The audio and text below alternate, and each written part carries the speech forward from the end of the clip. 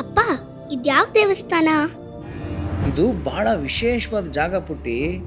ಇಲ್ಲಿ ಶ್ರೀ ವೆಂಕಟೇಶ್ವರ ಸ್ವಾಮಿ ಇದ್ದಾರೆ, ಹಾಗೇನೆ ನರಸಿಂಹದೇವರು ಇದ್ದಾರೆ. ನರಸಿಂಹದೇವ್ರ? ಅಪ್ಪ ನಿಂಗೆ ನೆನಪಿದ್ಯಾ, ನಾನೊಂದು ಡ್ರಾಮಾದಲ್ಲಿ ಹಿರಣ್ಯಕಶಿಪು ಪಾತ್ರ ಮಾಡಿದ್ದೆ. ಅಯ್ಯೋ, ಅದನ್ನ ಮರೆಯಕ್ಕಾಗುತ್ತೇನೆ? ನೀನು ಕೂಗಾಡಿದ್ ಕಿರ್ಚಾಡಿದ್ ನೋಡಿ ಇಡೀ ಆಡಿಟೋರಮ್ಮೆ ನಕ್ಬಿಟ್ಟಿತ್ತು. ಇವತ್ತು ನಾವು ಅದೇ ನರಸಿಂಹದೇವರ ದರ್ಶನ ಮಾಡಕ್ ಬಂದಿದ್ದೀವಿ. ಬಾ ಹೋಗೋಣ. ಅಪ್ಪ, ನರಸಿಂಹದೇವರು ಯಾಕಷ್ಟು ವಿಚಿತ್ರವಾಗಿದ್ದಾರೆ? ಅರ್ಧ ಸಿಂಹ, ಅರ್ಧ ಮನುಷ್ಯ. ಯಾಕಂದ್ರೆ ಅವರು ಆ ರೂಪ ತಾಳಿ ಬಂದಿದ್ದಕ್ಕೆ ಒಂದು ಕಾರಣವಿದೆ ಪುಟ್ಟ. ತನ್ನ ಭಕ್ತರನ್ನ ಕಾಪಾಡೋಕೆ, ಹಿರಣ್ಯಕಶಿಪು ಅನ್ನೋ ರಾಕ್ಷಸನ್ನ ತಡಿಯೋಕೆ. ಆದ್ರೆ ಅಪ್ಪ, ದೇವ್ರನ್ನೋನು ಯಾಕೆ ಕೊಲ್ಬೇಕಿತ್ತು? ಸುಮ್ನೆ ಬುದ್ಧಿ ಹೇಳಿ ಸರಿ ಮಾಡಕ್ ಆಗ್ತಿರ್ಲಿಲ್ವಾ?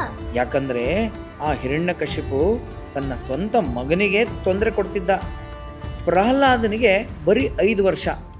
ಅವನು ವಿಷ್ಣುವಿನ ದೊಡ್ಡ ಭಕ್ತ. ಆದ್ರೆ ಅವನ ತಂದೆಗೆ ದೇವರು ಅಂದ್ರೆ ಆಗ್ತಿರ್ಲಿಲ್ಲ. ಸ್ವಂತ ಮಗನಿಗೆ ತೊಂದರೆ ಕೊಡ್ತಿದ್ನ? ದೇವ್ರ ಭಕ್ತ ಅಂತನ? ಎಂತ ಅಪ್ಪ ಅವನು? ಅವನು ರಾಕ್ಷಸ ಪುಟ್ಟಿ. ಎಲ್ರೂ ದೇವ್ರನ್ನ ಬಿಟ್ಟು ಅವನನ್ನೇ ಪೂಜಿಸ್ಬೇಕು ಅಂತ ಅವನು ಬಲವಂತ ಮಾಡ್ತಿದ್ದ.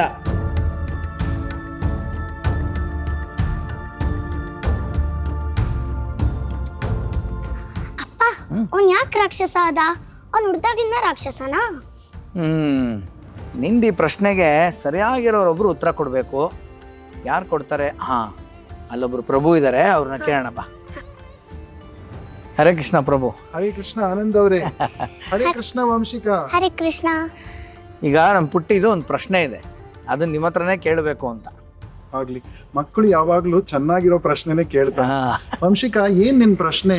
ಹಿರಣ್ಯಕಶಿಪು ಯಾಕೆ ರಾಕ್ಷಸ ಆದ? ಅವ್ನು ಹುಡ್ದಾಗಿಂದ ರಾಕ್ಷಸನ? ಇದು ಇವಳ ಪ್ರಶ್ನೆ. ಬಹಳ ಚೆನ್ನಾಗಿರೋ ಪ್ರಶ್ನೆ, ಬಹಳ ಬುದ್ಧಿವಂತೆ ನೀನು. ನೋಡು, ಹಿರಣ್ಯಕಶಿಪು ಮೊದಲಿಂದ ರಾಕ್ಷಸ ಆಗಿರ್ಲಿಲ್ಲ. ಅವನು ಭಗವಂತ ವಿಷ್ಣು ಇರುವ ಲೋಕ ವೈಕುಂಠ ಲೋಕದಲ್ಲಿ ದ್ವಾರಪಾಲಕ ಆಗಿದ್ದ. ಗೊತ್ತಾ ನಿನ್ಗೆ? ದೇವ್ರಿಗೂ ದ್ವಾರಪಾಲಕರು ಇರ್ತಾರ? ಹೌದು, ಅವನ ಹೆಸರು ಜಯ ಅಂತ. ಅವನ ಸಹಚರ ಇನ್ನೊಬ್ನಿರ್ತಾನೆ, ಅವನ ಹೆಸರು ವಿಜಯ ಅಂತ. ಒಮ್ಮೆ ಸನಕಾದಿ ಋಷಿಗಳು, ಅವರು ಬ್ರಹ್ಮನ ಮಾನಸ ಪುತ್ರರು, ಅವರು ಭಗವಂತನ ದರ್ಶನಕ್ಕೋಸ್ಕರ ವೈಕುಂಠಕ್ಕೆ ಬರ್ತಾರೆ. 4 ಜನ ಸನಕಾದಿ ಋಷಿಗಳು. ಅವರು ಬಂದಾಗ ಈ ದ್ವಾರಪಾಲಕರು ಇರ್ತಾರಲ್ಲ, ಜಯ ವಿಜಯ, ಅವರು ದರ್ಶನಕ್ಕೆ ಬಿಡೋದಿಲ್ಲ. ಅವಾಗ ಈ ಸನಕಾದಿ ಋಷಿಗಳಿಗೆ ಬಹಳ ಕೋಪ ಬರುತ್ತೆ. ಅವರು, ನೀವು ಅಸುರರಾಗಿ ಭೂಲೋಕದಲ್ಲಿ ಜನ್ಮ ತಾಳ್ಬೇಕು ಅಂತ ಶಾಪ ಕೊಟ್ಬಿಡ್ತಾರೆ. ಆ ಜಯ ವಿಜಯರೇ ಈ ಭೂಲೋಕದಲ್ಲಿ ಹಿರಣ್ಯಾಕ್ಷ ಹಿರಣ್ಯಕಶಿಪು ಅಂತ ರಾಕ್ಷಸರಾಗಿ ಹುಟ್ಟುತ್ತಾರೆ. ಅವ್ನ್ ವೈಕುಂಠದಲ್ಲಿದ್ರು ಭೂಮಿಗೆ ಬಂದ್ಮೇಲೆ ಎಲ್ಲ ಮರ್ತೋಗ್ತಾನ?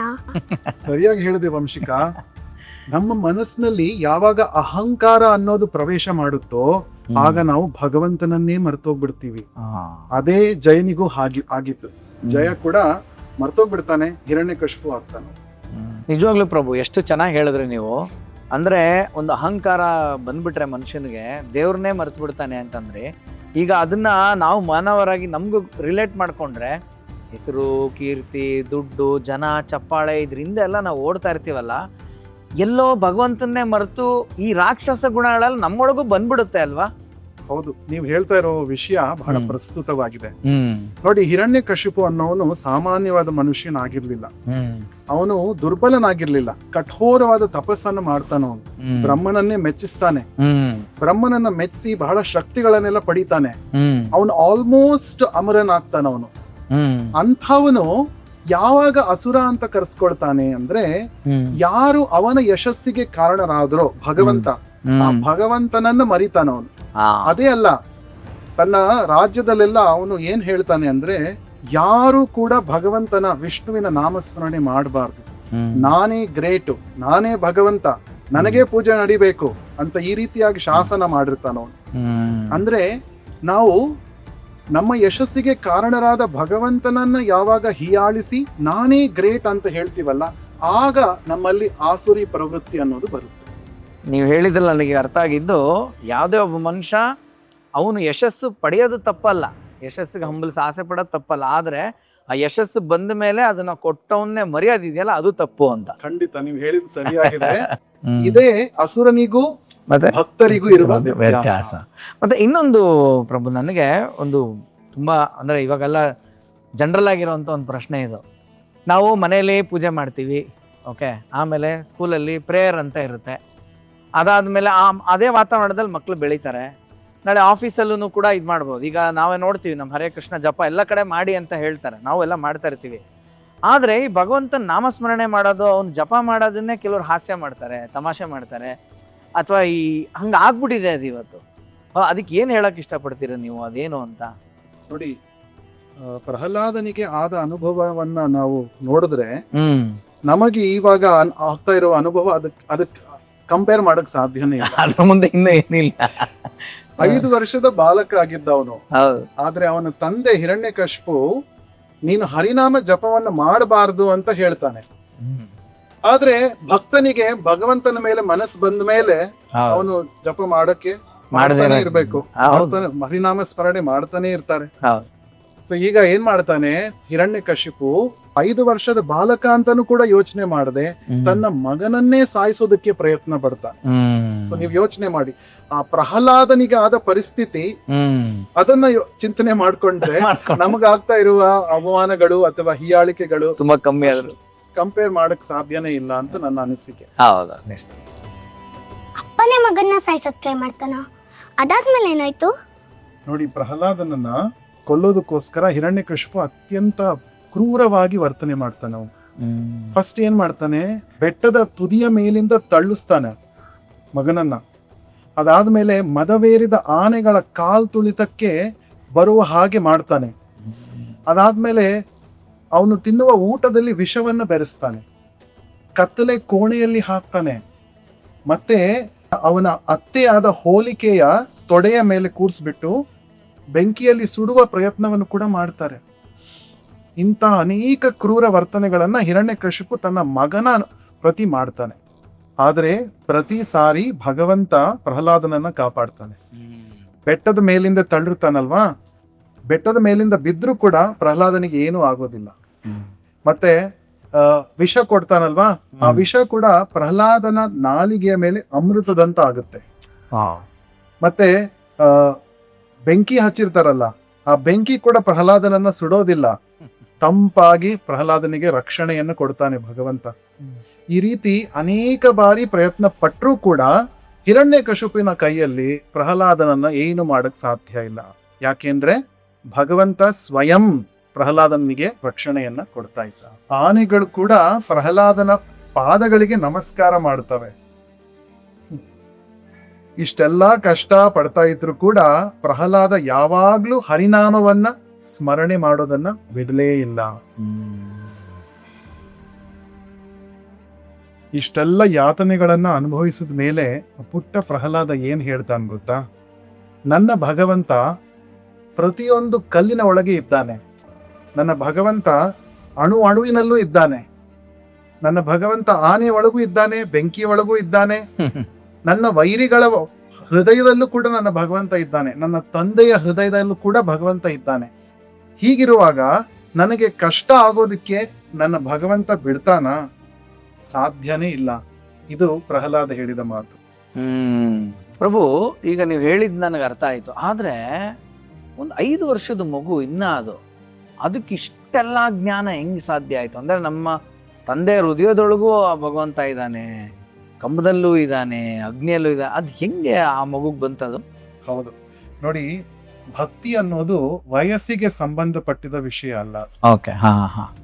ಪ್ರಹ್ಲಾದ ತನ್ನ ತಾಯಿಯ ಹೊಟ್ಟೆಯೊಳಗೆ ಇರುವಾಗಲೇ ನಾರದ ಮುನಿಗಳ ಉಪದೇಶವನ್ನ ಕೇಳಿ ಭಗವಂತನ ಭಕ್ತಿಯನ್ನ ಅವನು ಸಂಪಾದನೆ ಮಾಡಿರ್ತಾನೆ. ಗರ್ಭ ಸಂಸ್ಕಾರ ಬಂದ್ಬಿಟ್ಟಿದೆ. ಹೌದು. ಮತ್ತೆ ಇನ್ನೊಂದು ಗೊತ್ತಾ, ಭಕ್ತಿ ಅನ್ನೋದು ನಮ್ಮ ವಯಸ್ಸಿಗೆ ಸಂಬಂಧಪಟ್ಟ ವಿಷಯ ಅಲ್ಲ, ನಮ್ಮ ನಂಬಿಕೆ, ನಮ್ಮ ಶ್ರದ್ಧೆಗೆ ಸಂಬಂಧಪಟ್ಟ ವಿಷಯ. ನಮ್ಮನ್ನ ಅಣಕಿಸಬಹುದು ಜನ, ನಮ್ಮ ನಂಬಿಕೆಗಳನ್ನ ಪ್ರಶ್ನಿಸಿ ಅಣಕಿಸಬಹುದು, ಆದ್ರೆ ಕಡೆಗೆ ಗೆಲ್ಲೋದು ಪ್ರಹ್ಲಾದನ ರೀತಿ ನಮ್ಮ ಭಕ್ತಿ ಮತ್ತು ಶ್ರದ್ಧೆಗಳು ಮಾತ್ರ. ಇದನ್ನ ನಾವು ಅರ್ಥ ಮಾಡ್ಕೋಬೇಕು. ಬಟ್ ಇದು ಪ್ರಪಂಚದ ಒಂದು ಪ್ರಶ್ನೆ ಇದೆ ಪ್ರಭು. ಪ್ರಪಂಚ ಲೋಕ ಏನ್ ಹೇಳುತ್ತೆ ಅಂದ್ರೆ, ನಾವು ಪ್ರಹ್ಲಾದಂತರನೇ ಏನೇನೋ ಕಷ್ಟಪಡ್ತಾ ಇದೀವಿ, ಸಂಸಾರ ಇದೆ, ಸಾಲ ಇದೆ, ಪ್ರಾಣ ಭಯ ಇದೆ, ಅನಾರೋಗ್ಯ ಇದೆ, ಏನೇನೋ ಇದೆ, ನಾವು ಭಗವಂತನ ಕರಿತೀವಿ, ಆದ್ರೆ ಪ್ರಹ್ಲಾದಂಗ್ ಬಂದಂಗೆ ನಮ್ಗೆ ಯಾಕೆ ಬರಲ್ಲ ಅಂತ ಒಂದು ಲೊಕ್ಕ ರೂಢಿಯಾಗಿ ಒಂದು ಪ್ರಶ್ನೆ ಇದೆ. ತುಂಬಾ ಚೆನ್ನಾಗಿರೋ ಪ್ರಶ್ನೆ ಕೇಳಿದ್ರಿ ನೀವು. ನೋಡಿ, ನಾವು ಕಷ್ಟಗಳು ಬಂದಾಗ ಭಗವಂತನನ್ನ ಮರ್ತು ಬಿಡ್ತೇವೆ. ಅದೇ ನಮಗೂ ಪ್ರಹ್ಲಾದನಿಗೂ ಇರುವ ವ್ಯತ್ಯಾಸ. ನೋಡಿ, ಪ್ರಹ್ಲಾದ ಅವನು ಎಷ್ಟು ಯಾತನೆಗಳನ್ನ ಅನುಭವಿಸ್ದ, ಆದ್ರೆ ಪ್ರತಿ ಸಾರಿ ಅವನು ಭಗವಂತನ ನಾಮಸ್ಮರಣೆಯನ್ನ ಮಾತ್ರ ಬಿಡ್ಲಿಲ್ಲ. ಅವನನ್ನ ಬೆಂಕಿ ಒಳಗೆ ಹಾಕದಾಗ್ಲೂ ಕೂಡ ಹರಿನಾಮ ಸ್ಮರಣೆ ಮಾಡ್ದ. ಅವನು ಆನೆಗಳ ಕಾಲ್ ತುಳಿತಕ್ಕೆ ಹಾಕದಾಗ್ಲೂ ಕೂಡ ಅವನು ಹರಿನಾಮದ ಜಪವನ್ನು ಬಿಡ್ಲಿಲ್ಲ. ಅವನು ನಾಮ ಜಪ ಮರ್ತು ಬಿಡ್ತಾನೆ, ನಾಮ ಜಪವನ್ನ ಸದಾ ಮಾಡ್ತಾ ಇರ್ತಾನೆ. ಇದೇ ಪ್ರಹ್ಲಾದನ ಭಕ್ತಿಯ ಗುಟ್ಟು. ನಾವು ಗಂಟೆಗಟ್ಲೆ ಮೊಬೈಲ್ ಸ್ಕ್ರೋಲಿಂಗ್ ಮಾಡ್ತೀವಿ, ಗಂಟೆಗಟ್ಲೆ ಚಿಂತೆ ಮಾಡ್ತೀವಿ, ದಿನ ಪೂರ್ತಿ ಪ್ಲಾನ್ ಮಾಡ್ತೀವಿ, ಆಮೇಲೆ 10 ನಿಮಿಷ ಕೂಡ ಭಗವಂತನ ಧ್ಯಾನ, ಭಗವಂತನ ನಾಮಸ್ಮರಣೆ ಮಾಡಕ್ಕೆ ನಮಗೆ ಪುರ್ಸೊತ್ತೇ ಸಿಗಲ್ಲ ಅಂತ ಹೇಳ್ತೀವಿ. ಆಮೇಲೆ ನಾವೇನ್ ಹೇಳ್ತೀವಿ, ಭಗವಂತ ಯಾಕೆ ಮೌನವಾಗಿದ್ದಾನೆ ಅಂತ ನಾವು ಕೇಳ್ತೀವಿ. ಆದ್ರೆ ಆನಂದ್ ಅವರೇ, ಭಗವಂತ ಮೌನವಾಗಿಲ್ಲ. ಏನಂದ್ರೆ ನಾವು ಅವನು ಹೇಳೋದನ್ನ ನಾವು ಕೇಳ್ತಾ ಇಲ್ಲ ಅಷ್ಟೇ. ಬಹಳ ಚೆನ್ನಾಗಿ ಹೇಳಿದ್ರಿ. ನಾನು ಹೇಳ, ನಮಗೆ ಈ ಉತ್ತರ ಕೇಳೋದಕ್ಕೆ ಮುಜುಗರ ಅಂತ ಅನ್ಸಿದ್ರು ಇದೇ ಸತ್ಯ. ಇದನ್ನ ಒಪ್ಕೋಬೇಕು ಎಲ್ರು ಫಸ್ಟ್. ಇದನ್ನ ಸತ್ಯ ಅಂದ್ರೇನೆ ಅದು. ಯಾವುದನ್ನ ಕೇಳಿ ನಮಗೆ ಮುಜುಗರ ಆಗುತ್ತೋ ಅದು ಸತ್ಯ. ಅದೇ ಸತ್ಯ. ಹಂಗಂದ್ರೆ ನಾನ್ ಕರೆದ್ರೆ ದೇವರು ಬರ್ತಾನ? ನೀನ್ ಫಸ್ಟ್ ಫೋನ್ ಎತ್ತಿಡು, ಬರ್ತಾನೆ. ಅಪ್ಪ ನೀನ್ ಫೋನ್ ಎತ್ತಿಡು. ಆಯ್ತಾಯ್ತು, ಇವ್ಳು ಡೌಟ್ ಹೇಳಿ. ಖಂಡಿತವಾಗ್ಲೂ ಭಗವಂತ ಬರ್ತಾನೆ. ಭಗವಂತ ಭಗವದ್ಗೀತೆಯಲ್ಲಿ ಏನ್ ಹೇಳ್ತಾನೆ ಗೊತ್ತಾ? ಯದಾ ಯದಾ ಹಿ ಧರ್ಮಸ್ಯ ಗ್ಲಾನಿರ್ಭವತಿ ಭಾರತ ಅಭ್ಯುತ್ಥಾನಂ ಅಧರ್ಮಸ್ಯ ತದಾತ್ಮಾನಂ ಸೃಜಾಮ್ಯಹಂ. ಯಾವಾಗ ಧರ್ಮದ ಹಾನಿಯಾಗುತ್ತೋ, ಯಾವಾಗ ಭಕ್ತರು ನಷ್ಟಕ್ಕೆ ಕಷ್ಟಕ್ಕೆ ಒಳಗಾಗ್ತಾರೋ, ಆಗ ನಾನು ಖಂಡಿತವಾಗ್ಲೂ ಬರ್ತೇನೆ ಅಂತ ಭಗವಂತ ಪ್ರಾಮಿಸ್ ಮಾಡಿದ್ದಾನೆ. ಲಕ್ಷಾಂತರ ವರ್ಷಗಳ ಹಿಂದೆ ಪುಟ್ಟ ಪ್ರಹ್ಲಾದನಿಗೋಸ್ಕರ ಭಗವಂತ ನರಸಿಂಹ ರೂಪವಾಗಿ ಬಂದ. ಇವತ್ತು ಪುಟ್ಟ ವಂಶಿಕ ಭಕ್ತಿಯಿಂದ ಕರೆದ್ರೆ ಖಂಡಿತವಾಗ್ಲೂ ಓಡೋಡಿ ಬರ್ತಾನೆ ಭಗವಂತ. ಆಯ್ತಾ ಪ್ರಭು? ಈಗ ನಮ್ಮ ದೈನಂದಿನ ಕೆಲಸಗಳ ಮಧ್ಯೆ ಈ ಡೆಡ್ ಲೈನ್ಸು ಏನೇನೋ ಚೇಸ್ ಮಾಡ್ತಾ ಇರ್ತೀವಿ. ಇದ್ರ ಮಧ್ಯೆ ನಮಗೆ ನರಸಿಂಹದೇವರ ಒಂದು ಕೃಪೆ ಆಗ್ಬೇಕು ಅಂತಂದ್ರೆ ಹೆಂಗೆ? ಖಂಡಿತವಾಗ್ಲು ನೋಡಿ, ನಾನೊಂದು 4 ವಿಷಯಗಳನ್ನು ನಿಮ್ಗೆ ಹೇಳ್ತೀನಿ. ಅದನ್ನ ನೀವು ಕಾರ್ಯರೂಪಕ್ಕೆ ತನ್ನಿ, ಅದನ್ನ ಪ್ರಾಕ್ಟೀಸ್ ಮಾಡಿ ಪ್ರತಿ ದಿವಸ. ಆಗ ನಾವು ಕೂಡ ಭಗವಂತನ ನರಸಿಂಹದೇವನ ಕೃಪೆಗೆ ನಾವು ಪಾತ್ರರಾಗಬಹುದು. ಮೊದಲನೇದೇನು ಅಂದ್ರೆ, ಭಗವಂತನಿಗೆ ಭಕ್ತಿಪೂರ್ವಕವಾಗಿ ನಾವು ಪ್ರಾರ್ಥನೆಗಳನ್ನ ಸಲ್ಲಿಸಬೇಕು. ಪ್ರತಿ ದಿವಸ ಹರಿನಾಮ ಸ್ಮರಣೆಯನ್ನ ಮಾಡಬೇಕು, ಹರೇ ಕೃಷ್ಣ ಮಹಾಮಂತ್ರದ ಜಪ ಮಾಡಬೇಕು. ಅದೇ ರೀತಿ ಒಂದು ನರಸಿಂಹ ದೇವರನ್ನ ಕುರಿತು ಒಂದು ಒಳ್ಳೆಯ ಒಂದು ಶ್ಲೋಕ ಹೇಳ್ಕೊಡ್ತೀನಿ ನಿಮ್ಗೆ. ಅದನ್ನ ನೀವು ಪ್ರತಿ ದಿವಸ ಜಪ ಮಾಡಿ. ನಾನು ಹೇಳ್ಕೊಡ್ಲಾ? ಉಗ್ರಂ ವೀರಂ ಮಹಾವಿಷ್ಣುಂ, ಉಗ್ರಂ ವೀರಂ ಮಹಾವಿಷ್ಣುಂ, ಜ್ವಲಂತಂ ಸರ್ವತೋಮುಖಂ, ಜ್ವಲಂತಂ ಸರ್ವತೋಮುಖಂ, ನೃಸಿಂಹಂ ಭೀಷಣಂ ಭದ್ರಂ, ನರಸಿಂಹಂ ಭೀಷಣಂ ಭದ್ರಂ, ಮೃತ್ಯೋರ್ಮೃತ್ಯುಂ ನಮಾಮ್ಯಹಂ, ಮೃತ್ಯೋರ್ಮೃತ್ಯುಂ ನಮಾಮ್ಯಹಂ. ಈ ಶ್ಲೋಕವನ್ನ ಪ್ರತಿ ದಿವಸ ಜಪ ಮಾಡಿ. ನಿಮಗೆ ಭಗವಂತನ ಕರುಣೆ ಆಗುತ್ತೆ, ಕೃಪೆ ನಿಮಗೆ ಸಿಗುತ್ತೆ, ರಕ್ಷಣೆ ಸಿಗುತ್ತೆ. ಎರಡನೇದೇನು ಅಂದ್ರೆ, ಭಗವಂತನ ಬಗ್ಗೆ ನಾವು ಭಕ್ತರಿಂದ ಸರಿಯಾಗಿ ಕೇಳಿ ತಿಳ್ಕೋಬೇಕು. ಪ್ರತಿ ದಿವಸ ಭಾಗವತದ ಶ್ರವಣ ಮಾಡಬೇಕು ಅಂತ ನಮಗೆ ಆಚಾರ್ಯರೆಲ್ಲ ಹೇಳ್ಕೊಟ್ಟಿದ್ದಾರೆ. ಅಂದ್ರೆ ಭಗವಂತನ ಬಗ್ಗೆ ನಾವು ತಿಳ್ಕೋಬೇಕು. ಪ್ರಹ್ಲಾದ ಕೂಡ ಅವನ ತಾಯಿಯ ಹೊಟ್ಟೆಯಲ್ಲಿದ್ದಾಗ ನಾರದ ಮುನಿಗಳು ಹೇಳಿದ ಪ್ರವಚನವನ್ನ ಕೇಳಿ ಅವನಿಗೆ ಜ್ಞಾನ ಮತ್ತೆ ಭಕ್ತಿ ಬಂತಲ್ಲ, ಅದೇ ರೀತಿ ನಾವು ಕೂಡ ಭಗವಂತನ ಬಗ್ಗೆ ಭಕ್ತರಿಂದ ನಾವು ಕೇಳಿ ತಿಳ್ಕೊ. ಮೂರನೇದೇನು ಅಂದ್ರೆ, ನಮ್ಮ ಮನೆಗಳಲ್ಲಿ ರಾಮನವಮಿ, ಜನ್ಮಾಷ್ಟಮಿ, ನರಸಿಂಹ ಚತುರ್ದಶಿ ಈ ರೀತಿಯ ಹಬ್ಬಗಳನ್ನ ನಾವು ಚೆನ್ನಾಗಿ ಆಚರಣೆ ಮಾಡಬೇಕು. ಮಕ್ಕಳನ್ನು ಕೂಡ ಸೇರಿಸ್ಕೊಂಡು ಹಬ್ಬಗಳನ್ನು ಆಚರಣೆ ಮಾಡಿದ್ರೆ ಅದರಿಂದ ಮಕ್ಕಳಲ್ಲೂ ಕೂಡ ಭಗವಂತನ ಬಗ್ಗೆ ಭಕ್ತಿ ಬರುತ್ತೆ. ಇನ್ನೊಂದು 4ನೇದು, ನೀವು ಇಸ್ಕಾನ್ ದೇವಸ್ಥಾನಕ್ಕೆ ಬನ್ನಿ ಅಥವಾ ಯಾವುದೇ ದೇವಸ್ಥಾನಕ್ಕೆ ನೀವು ಬಂದು ಭಗವಂತನ ಬಗ್ಗೆ ಹೆಚ್ಚು ತಿಳ್ಕೊಳ್ಳೋಕ್ಕೆ ಪ್ರಯತ್ನ ಪಡಿ. ನೀವು ನಮ್ಮ ದೇವಸ್ಥಾನಕ್ಕೆ ಬಂದ್ರೆ, ನಾನು ಹೇಳಿದ್ನಲ್ಲ ಫಸ್ಟ್ 3, ಆ 3 ನೀವು ತುಂಬಾ ಈಸಿಯಾಗಿ ಸುಲಭವಾಗಿ ಮಾಡಬಹುದು. ಏನು? ಭಗವಂತನ ನಾಮಸ್ಮರಣೆ, ಭಗವಂತನ ಬಗ್ಗೆ ಭಕ್ತರಲ್ಲಿ ನೀವು ಕೇಳಿ ತಿಳ್ಕೋಬಹುದು. ಮತ್ತೆ 3ನೇದೇನು? ಹಬ್ಬಗಳಲ್ಲೂ ಕೂಡ ಪಾಲ್ಗೊಳ್ಬಹುದು. ಈ ರೀತಿ ಮಾಡಿದಾಗ ನಮಗೆ ಖಂಡಿತವಾಗ್ಲೂ ನರಸಿಂಹ ದೇವರ ಕೃಪಾ ಕಟಾಕ್ಷ ಸಿಗುತ್ತೆ. ಪ್ರಭು, ಇವತ್ತು ನಿಮ್ಮೊಟ್ಟಿಗೆ ಮಾತಾಡಿದಂಥ ಮಾತುಕತೆ, ತಿಳ್ಕೊಂಡಂಥ ವಿಚಾರಗಳು ವಂಶಿಕಂಗೆ ಎಷ್ಟು ಅರ್ಥ ಆಯಿತೋ, ಮಕ್ಕಳಿಗೆ ಎಷ್ಟು ಅರ್ಥ ಆಗುತ್ತೋ ನನಗೆ ಗೊತ್ತಿಲ್ಲ. ಒಟ್ಟು ನನಗಂತೂ ಬಹಳನೇ ಖುಷಿ ಆಯಿತು, ಉಪಯೋಗ ಆಯಿತು, ಒಂದು ಜ್ಞಾನ ಬಂತು ಅಂದರೆ ಖಂಡಿತ ತಪ್ಪಾಗಲ್ಲ. ಬಹಳ ಸಂತೋಷ. ಪ್ರಹ್ಲಾದನ ಚರಿತ್ರೆ ಇರೋದು ನಾವು ಎಲ್ಲರೂ ಕೇಳಿ ತಿಳ್ಕೋಬೇಕು ಅಂತಾನೆ ಭಾಗವತದಲ್ಲಿ ಕೊಟ್ಟಿರೋದು. ಭಗವಂತನನ್ನ ಯಾರು ನಂಬಿರ್ತಾರೋ ಒಂದಲ್ಲ ಒಂದು ರೀತಿಯಲ್ಲಿ ಭಗವಂತ ಅವರಿಗೆ ಮಾರ್ಗದರ್ಶನವನ್ನು ಕೊಟ್ಟೇ ಕೊಡ್ತಾರೆ.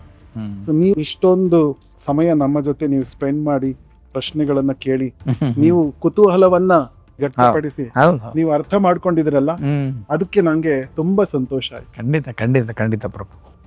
ಆನಂದ್ ಅವರೇ, ಇನ್ನೊಂದು ವಿಚಾರ ಏನು ಅಂದ್ರೆ, ಬಹಳ ಒಳ್ಳೆಯ ಸಮಯದಲ್ಲಿ ನೀವು ನಮ್ಮ ದೇವಸ್ಥಾನಕ್ಕೆ ಬಂದಿದ್ರ. ಇದೇ ತಿಂಗಳು 30ನೇ ತಾರೀಕು ನಮ್ಮ ದೇವಸ್ಥಾನದಲ್ಲಿ ನರಸಿಂಹ ಚತುರ್ದಶಿ ಹಬ್ಬವನ್ನ ಆಚರಿಸ್ತಾ ಇದ್ದೀವಿ. ಭಗವಂತ ನರಸಿಂಹ ಪ್ರಹ್ಲಾದನಿಗೋಸ್ಕರ ಅವತಾರ ಮಾಡಿದ ದಿನ ಅದು. ನಮ್ಮ ದೇವಸ್ಥಾನ ಅಂದ್ರೆ ಇಲ್ಲಿ ಇಸ್ಕಾನ್ ವೈಕುಂಠಗಿರಿ ವಸಂತಪುರದಲ್ಲಿ ನಾವು ಆ ದಿನ ಬೆಳಿಗ್ಗೆಯಿಂದ ಸಂಜೆವರೆಗೆ ವಿಶೇಷವಾದ ಪೂಜೆ, ಅಭಿಷೇಕಗಳು, ಕೀರ್ತನೆಗಳು, ಭಕ್ತಾದಿಗಳಿಗೆ ಪ್ರಸಾದ ವಿನಿಯೋಗ ಎಲ್ಲ ಮಾಡ್ತಾ ಇದ್ದೀವಿ. ನೀವು ಖಂಡಿತವಾಗ್ಲೂ ವಂಶಿಕಾ ಜೊತೆ, ನಿಮ್ಮ ಕುಟುಂಬದ ಜೊತೆ ಆವತ್ತು ನಮ್ಮ ದೇವಸ್ಥಾನಕ್ಕೆ ಬಂದು ಹಬ್ಬದಲ್ಲಿ ಪಾಲ್ಗೊಳ್ಬೇಕು ಅಂತ ನಾನು ಕೇಳ್ಕೊತಾ ಇದ್ದೀನಿ. ಅಪ್ಪ, ನಾವು ಬರ್ಬೋದಾ ಪ್ಲೀಸ್? ಬರೋಣ, ಅದು ಕರಿತದಾರ ಪಾಪ, ಅವರಷ್ಟು ಪ್ರೀತಿಯಿಂದ. ನೀನು ಆಸೆ ಪಡ್ತಿದ್ಯಾ? ಖಂಡಿತ ಬರ್ತೀವಿ, ಫ್ಯಾಮಿಲಿ ಸಮೇತ ಬರ್ತೀವಿ. Very nice. ಇನ್ನೊಂದು ಏನು ಅಂದ್ರೆ, ಈಗ ನೀವು ಹೋಗಿ ಲಕ್ಷ್ಮೀ ನರಸಿಂಹ ಸ್ವಾಮಿಯ ದರ್ಶನವನ್ನ ಪಡೀರಿ. ನಿಮ್ಮ ಮನಸ್ಸಿನಲ್ಲಿರುವ ಪ್ರಾರ್ಥನೆಯನ್ನ ಸಲ್ಲಿಸಿ ಭಗವಂತನಿಗೆ. ಮತ್ತೆ ಆ ಉಗ್ರಂ ವೀರಂ ಮಹಾವಿಷ್ಣು ನರಸಿಂಹ ಮಂತ್ರ ಹೇಳ್ಕೊಟ್ಟಿದ್ನಲ್ಲ, ಅದನ್ನು ಕೂಡ ಭಗವಂತನ ಮುಂದೆ ಪ್ರಾರ್ಥನೆ ಮಾಡಿ. ಖಂಡಿತ ಆ ಭಗವಂತನ ಅನುಗ್ರಹ, ರಕ್ಷಣೆ ಯಾವಾಗ್ಲೂ ಇರ್ಲಿ ಅಂತ ನಾನು ಬೇಡ್ಕೊಳ್ತೀನಿ. ಹರೇ ಕೃಷ್ಣ, ಹರೇ ಕೃಷ್ಣ, ಹರೇ ಕೃಷ್ಣ, ಹರೇ ಕೃಷ್ಣ.